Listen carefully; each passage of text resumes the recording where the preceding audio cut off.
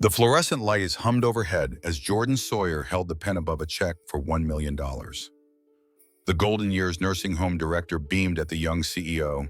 Already imagining the new wing that would bear the Sawyer name, Jordan adjusted his designer glasses. A habit when something felt off. The hallway smelled of lemon cleaner and something older, sadder beneath. That's when he heard the commotion, a nurse practically dragging an elderly black woman by the wrist, her floral house dress hanging loose on her thin frame. "Please calm down, Miss Johnson," the nurse hissed. "Stop bothering our guests." The woman's eyes found Jordan's across the reception area, widening with recognition. Years seemed to fall away from her face as she whispered, "Jordy, my boy, my little builder." The pen froze midair. Something cracked inside Jordan's chest, a wall he hadn't known existed. Memories flashed like lightning, a warm kitchen radio playing civil rights anthems, oatmeal with too much cinnamon, a cardboard castle he'd built and called home. "I'm sorry, Mr. Sawyer." Sarah Miller, the head nurse, stepped between them with a tight smile. "Ms. Johnson has severe dementia. She does this with every visitor claims they're her long-lost son." Yet the woman looked directly at Jordan, her gaze steady and clear.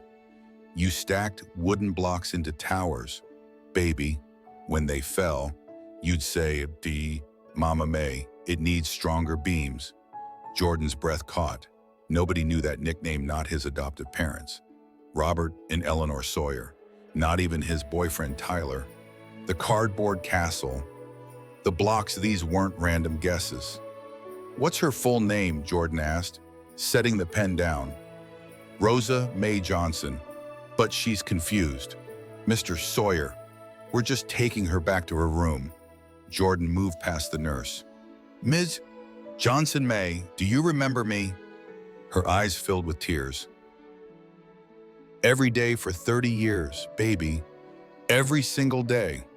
The nursing home director cleared his throat. "About the donation, Mr. Sawyer." Jordan pocketed the check. "I need to think about it." He sat with May instead, asking the questions you ask when trying to prove a ghost is real. Who taught him to tie his shoes? What did he call the frying pan he wasn't supposed to touch? Which story put him to sleep on bad nights? She answered without hesitation, the same details his body remembered before his mind caught up. When Jordan asked what happened the day she left, her eyes went somewhere far and steady.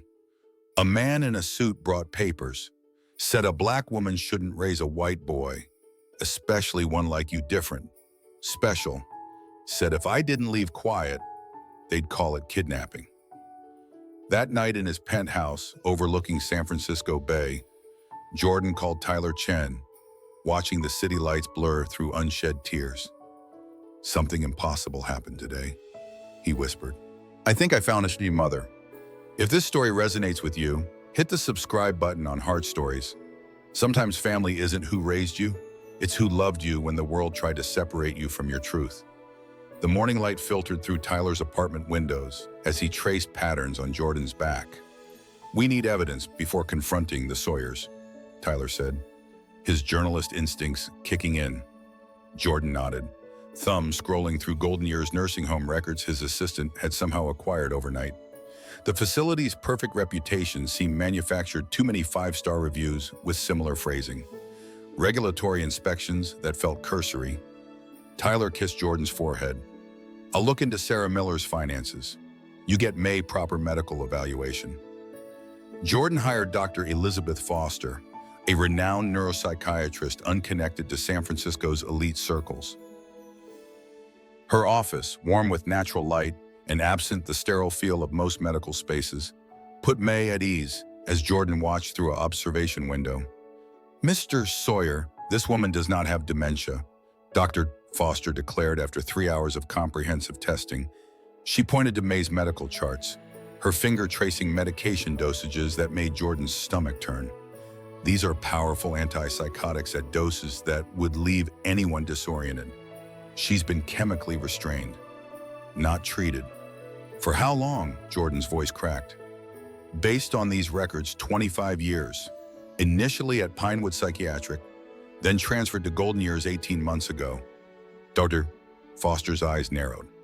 Someone's been paying a fortune to keep her medicated and contained, Tyler called that evening, voice tight with controlled anger. Sarah Miller receives $5,000 monthly from a shell company that traces back to Sawyer Family Foundation. The transfer notes simply say Patient Management Services. The bedroom phone rang next Robert Sawyer's private line. Jordan answered, putting it on speaker. Son, I hear you've been visiting that confused woman at Golden Years, his adoptive father said, voice carrying the practiced warmth that had won him 3 terms as state senator. Your mother and I are concerned you're being manipulated. How did you know about my visits? Jordan asked. Heart pounding. We made inquiries out of concern. The slight pause betrayed the lie. Mae Johnson says she raised me until I was 5. That men in suits threatened her with kidnapping charges if she didn't disappear. Silence stretched before Robert replied. Jordan, you know your background. A troubled young woman couldn't care for you properly. We gave you everything, the best schools, connections, opportunities. This woman's delusions aren't worth your time. After hanging up, Jordan returned to Golden Years, bringing Mae homemade oatmeal with cinnamon. Her face lit up at the familiar smell. You remember, she whispered, taking a spoonful. Tell me everything. Mae, Jordan said, holding her weathered hand. Her story unfolded like a map to his buried past. Mae had marched with Dr. King in Montgomery. She'd taught kindergarten in Oakland until budget cuts. She became a nanny for families who needed love more than references. Then she met a chubby-cheeked toddler named Jordan, whose teenage mother couldn't cope. You looked at me with those big, serious eyes, always watching, always building things. So smart, so different from other boys. The way you arranged your toys just so, how you noticed patterns nobody else saw. I knew you were special, not broken like some said. Mae described the day Robert Sawyer appeared at their modest apartment. He said a boy of your potential needed advantages. Said you showed signs of gender confusion that needed correction. That a black woman couldn't possibly understand how to raise a proper young man. That I had no legal rights. Her voice trembled.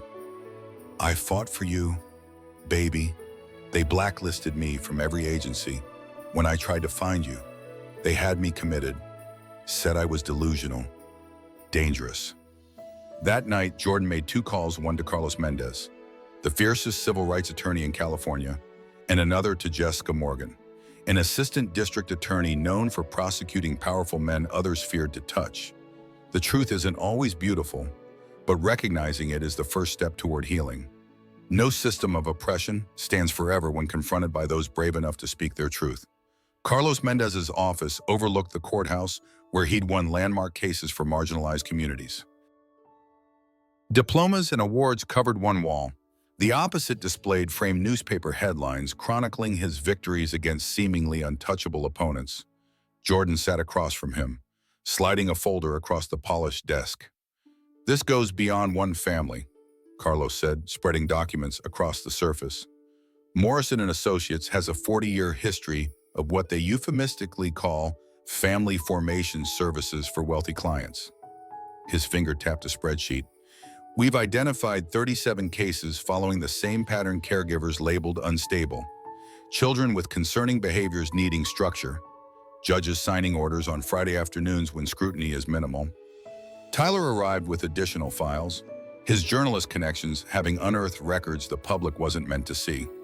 Morrison's firm specializes in erasing inconvenient histories, he explained. They create paperwork that makes it appear children were always with their adoptive families. The biological parents or original caregivers are systematically discredited, often institutionalized if they resist. Jordan stared at a psychological evaluation from when he was 5. The clinical language disguised the cruelty. Subject exhibits gender nonconforming behaviors and attachment to inappropriate caregiver. Recommend immediate intervention and placement with normative family structure. They knew, Jordan whispered. They knew I was gay even before I did. Carlos nodded grimly. This was never about giving you a better home. It was about controlling who you would become. Medical records revealed Jordan's childhood summer camps, were actually conversion therapy programs designed to correct his effeminate tendencies. The memories crashed through his careful compartmentalization, the isolation, the shame, the therapists telling him to be normal, how he'd learned to hide himself to earn Robert and Eleanor's conditional love. Jessica Morgan arrived with a court clerk carrying sealed records. The prosecutor's determination showed in every precise movement. "We've been building a case against Morrison for years, but his political connections protected him. Your story connects the final dots." She spread photos across the table. Carmen Rodriguez, Martha Williams, Denise Taylor, all caregivers who had disappeared after caring for children subsequently adopted by influential families. Some had died in institutions. Others lived in medicated hazes like May. Morrison calls this social adjustment, Jessica explained, taking children from environments he deemed unsuitable and placing them with families that upheld his vision of proper American values. That evening, Jordan visited May again. She sat straighter now that Dr. Foster had adjusted her medication. Decades of fog gradually lifting. Jordan showed her the case they were building, and her eyes filled with tears. "There were others at Pinewood," she said. "Women who talked about children taken. Nobody believed us." She reached under her mattress and withdrew a small bundle wrapped in faded fabric.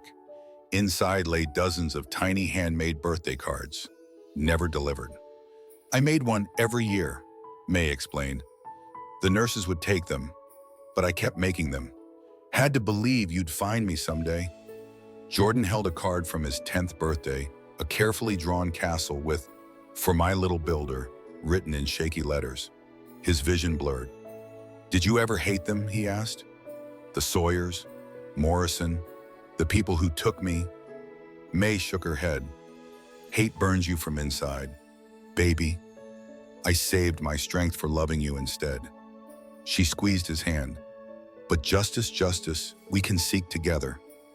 The systems designed to protect the vulnerable often become weapons in the hands of the powerful. True transformation requires not just changing laws, but challenging the fundamental assumptions about whose families deserve protection and whose love counts as real. Dawn broke over San Francisco as unmarked vehicles surrounded key locations throughout the city. Jordan watched from Jessica Morgan's office as the operation unfolded on multiple screens. "Team Alpha, Robert Sawyer in custody. Team Bravo, Dr. James Morrison detained. Team Charlie documents secured from Morrison and Associates." The clinical precision of law enforcement felt surreal against the raw emotion churning inside him. When officers led Robert Sawyer from his Pacific Heights mansion, still in his monogrammed robe, Jordan felt an unexpected hollowness rather than triumph. This man had shaped his childhood, taught him to hide himself, yet provided the education and connections that made Jordan powerful enough to fight back. The media erupted within hours. Tyler's comprehensive expose in the San Francisco Chronicle laid bare the decades of systematic family separation, complete with testimony from former Morrison and Associates employees who could no longer stay silent. The headline, "The Legal Kidnapping Ring," blazed across front pages nationwide. Robert Sawyer's political allies distanced themselves with practiced statements about troubling allegations and letting justice take its course. Others attempted damage control, painting Jordan as an ungrateful son manipulated by activists with an agenda. Cable news segments debated whether a successful gay man raised in privilege had any right to complain about his upbringing. May Johnson became an overnight symbol of resistance. Her image dignified, clear-eyed. Finally Free appeared alongside headlines about institutional racism and the weaponization of psychiatric diagnosis against marginalized communities. Online site, the hashtag #FindTheirVoices exploded as others began sharing similar stories of families torn apart by systems supposedly designed to protect children.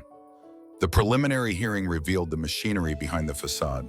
Financial records showed Morrison charging upwards of $1 million per placement, with significant portions funneled to doctors who provided convenient diagnoses and judges who expedited adoptions without scrutiny. The systematic erasure of inconvenient caregivers, predominantly women of color, and those from lower socioeconomic backgrounds followed a chilling protocol documented in Morrison's own meticulous files. Robert Sawyer hired the most expensive legal team in California, their strategy focusing on discrediting May through her institutionalization. Ms.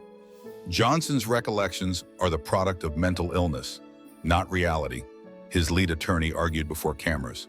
Senator Sawyer and his wife rescued a child from an unstable environment and provided him every advantage. The courtroom fell silent when May took the stand, her voice steady. She recounted how she'd fought to keep Jordan, how the system had labeled her unfit based solely on her race and income. She described the decades of forced medication, the birthdays and holidays spent wondering if her boy remembered her at all. "Did you ever try to contact Jordan after you were institutionalized?" Jessica Morgan asked. "Every chance I got," May replied. "I wrote letters, made phone calls when allowed. Once, I saved enough from selling my crafts to hire a lawyer." Her eyes found Robert in the gallery. 3 days later, my medication was doubled. They said I was having an episode. The most damning evidence came from Eleanor Sawyer, who, facing her own charges, broke ranks with her husband. In exchange for leniency, she provided emails spanning 20 years, revealing Robert's political ambitions had driven the adoption.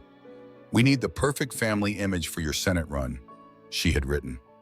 "The boy's tendencies concern me, but Dr. Morrison assures me they can be corrected with proper intervention." As the trial progressed, Jordan took the stand himself, describing the special camps where counselors tried to make him more masculine, the subtle punishments for behaviors deemed too effeminate, the constant message that his worth depended on becoming the son Robert wanted. When the verdict came guilty on all counts for Robert Sawyer, Dr. Morrison, and 13 others involved in the scheme, the courtroom erupted. Outside, crowds cheered as Jessica Morgan addressed the media. "Today marks the beginning, not the end, of our work. We've identified over 100 families potentially affected by these crimes. The road to healing will be long, but today, justice has taken its first step. Systems built on prejudice don't dismantle easily. They adapt, rebrand, find new justifications for the same fundamental belief that some families are more legitimate than others, that love must fit prescribed patterns to be recognized as real. True justice requires more than prosecuting individuals. It demands reimagining the very foundations upon which our understanding of family is built." The Victorian house in the heart of Castro District stood freshly painted in warm yellows and blues, its garden blooming with May's favorite flowers. Jordan watched as May ran her fingers along the ornate banister, marveling at the craftsmanship. "This reminds me of the houses I used to clean as a girl," she said, voice tinged with wonder that such a place could now be hers. Tyler carried in the last box of May's belongings, mostly items collected since her release, as 25 years of institutionalization had left her with little to call her own. "The bedroom overlooking the garden is ready," he said, squeezing her shoulder gently. The three moved through the rooms together, a new kind of family taking shape with each step. That evening on the back porch, May presented Jordan with a weathered shoebox. Inside lay hundreds of folded papers, letters written over decades of separation. "Every birthday, every Christmas, every time I saw something that made me think of you," she explained. "They never let me send them, but I kept writing anyway." Jordan read through tears. "Happy 10th birthday, my little builder. I wonder if you still make towers. I dream of your smile when they reach the sky." Another from his 16th year. "I saw a boy at the hospital today who walked like you. I pretended for a moment he was you, all grown up. Are you taller than me now? Have you found what makes your heart sing?" The media coverage had transformed both their lives. Interview requests poured in, book offers accumulated. Politicians sought photo opportunities with the woman whose story had exposed systemic injustice. May declined most, accepting only those she believed might help others still trapped in similar situations. With $20 million from his personal fortune, Jordan established the May Johnson Foundation, focusing on three missions reuniting families separated through similar schemes, reforming adoption and mental health policies, and providing legal support to caregivers fighting to keep their children in the face of systemic discrimination.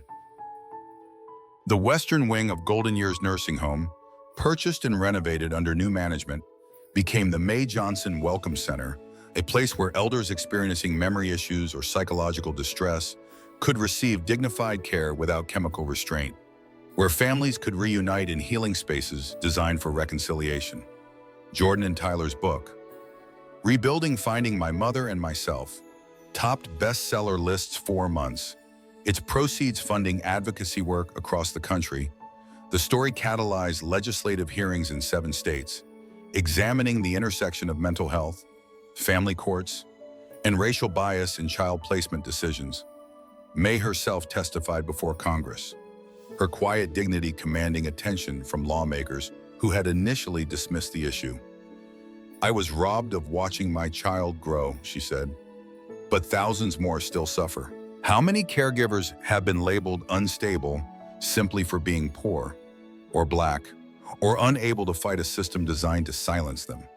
How many children have been told their differences need correction rather than celebration? On the first anniversary of Robert Sawyer's conviction, Mae and Jordan hosted a gathering in a community center filled with families reunited through their foundation's work. Standing before them, Mae spoke words that had guided their efforts. Justice isn't about revenge. It's about rebuilding stronger, fairer, and with more love than before. Later, walking through the garden Mae had carefully tended, Jordan asked the question that still haunted him. "Do you forgive them?" Mae considered this, her fingers brushing against lavender stalks. "Forgiveness isn't something you achieve once and forever." She finally said, "Some days I do, some days I don't, but I refuse to let bitterness take root where love can grow instead." The Foundation's next initiative targeted 5 additional states where similar patterns had emerged, guided by Mae's unwavering principle. Not one more child forgotten, not one more family erased. What systems of injustice operate in plain sight in your community? Have you witnessed families separated by institutional powers that claim to protect children? How do we balance accountability with healing when confronting historical wrongs? Share your thoughts in the comments below and subscribe to Heart Stories for more narratives that challenge us to look beyond the surface of the systems we take for granted.